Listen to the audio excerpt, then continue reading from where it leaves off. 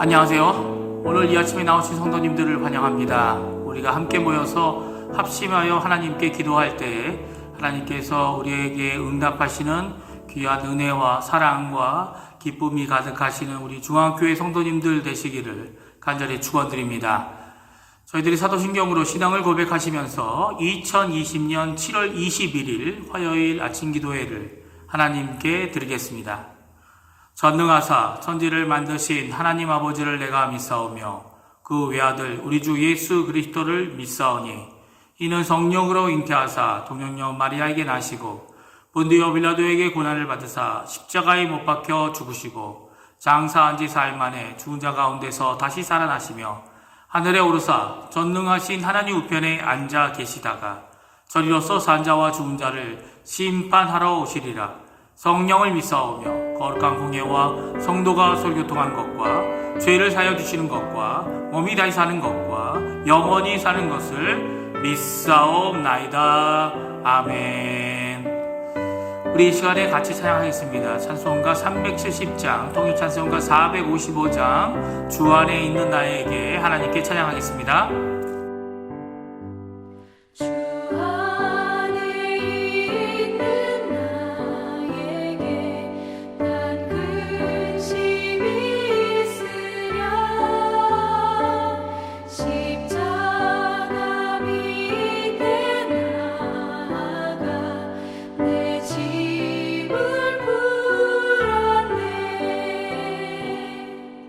주님을 찬송하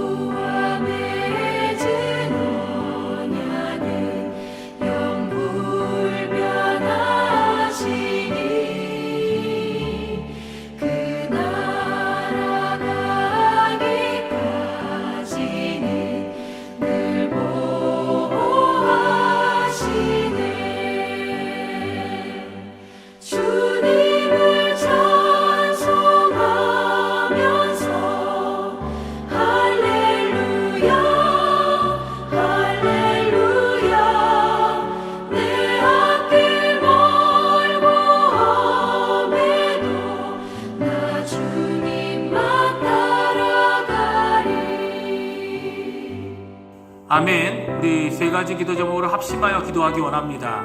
기도하실 때 첫 번째, 교회와 성도님들을 위해 기도해 주십시오.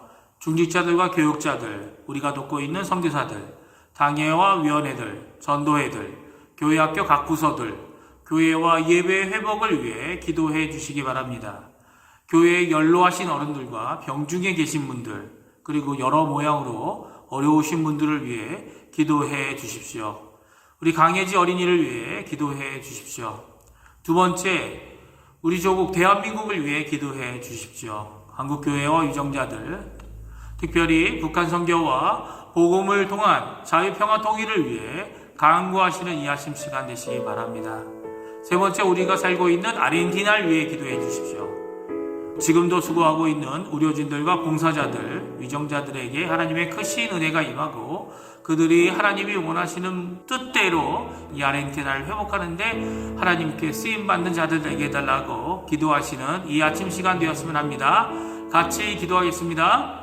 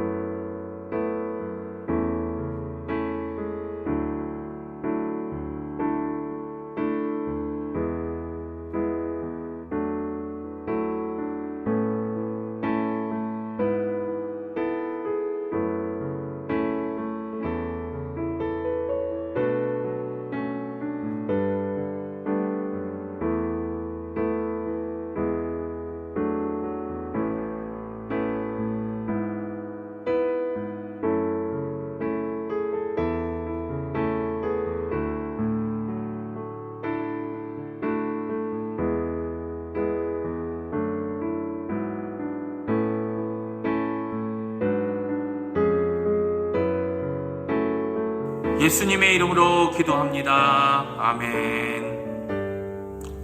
오늘 이 아침에 저희가 읽을 하나님의 말씀은 이사야서 말씀입니다. 이사야서 8장 9절에서 22절까지의 말씀을 같이 읽겠습니다.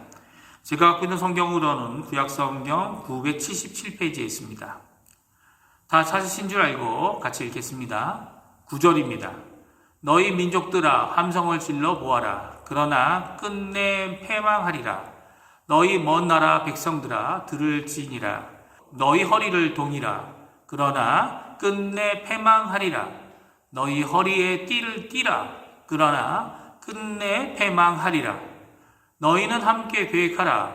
그러나 끝내 이루지 못하리라. 말을 해보아라. 끝내 시행되지 못하리라. 이는 하나님이 우리와 함께 계심이니라. 여호와께서 강한 손으로 내게 알려주시며 이 백성의 길로 가지 말 것을 내게 깨우쳐 이르시되 이 백성이 반역자가 있다고 말하여도 너희는 그 모든 말을 따라 반역자가 있다고 하지 말며 그들이 두려워하는 것을 너희는 두려워하지 말며 놀라지 말고 만군의 여호와 그를 너희가 거룩하다 하고 그를 너희가 두려워하며 무서워할 자로 삼으라. 그가 성소가 되시리라. 그러나 이스라엘의 두 집에는 걸림돌과 걸려 넘어지는 반석이 되실 것이며 예루살렘 주민에게는 함정과 올무가 되시리니 많은 사람들이 그로 말미암아 걸려 넘어질 것이며 부러질 것이며 더대 걸려 잡힐 것이니라.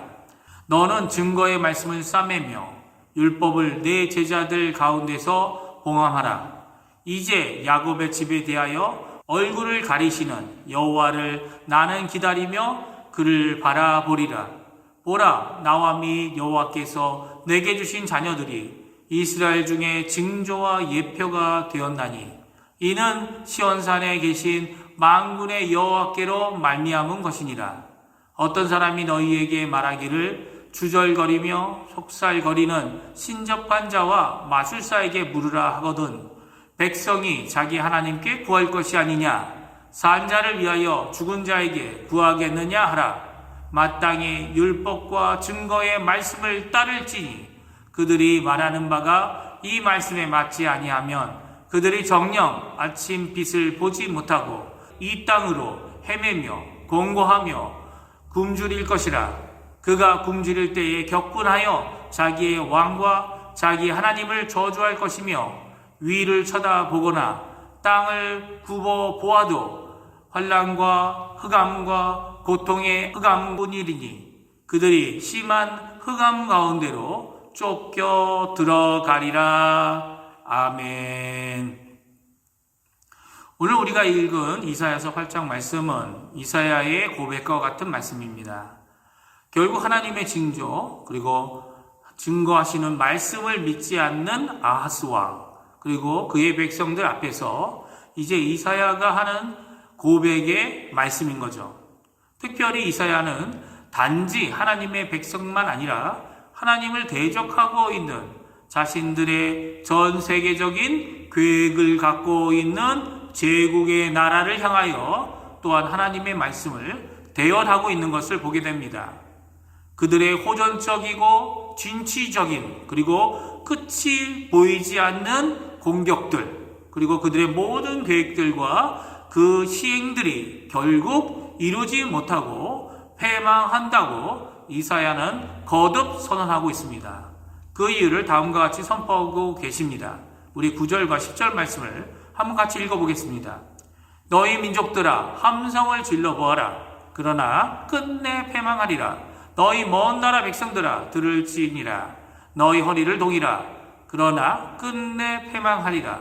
너희 허리에 띠를 띠라. 그러나 끝내 패망하리라. 너희는 항상 계획하라. 그러나 끝내 이루지 못하리라. 말을 해보라.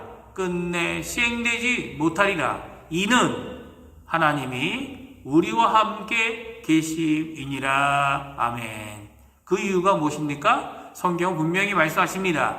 이는 임마누엘, 즉 하나님이 우리와 함께 계시기 때문입니다.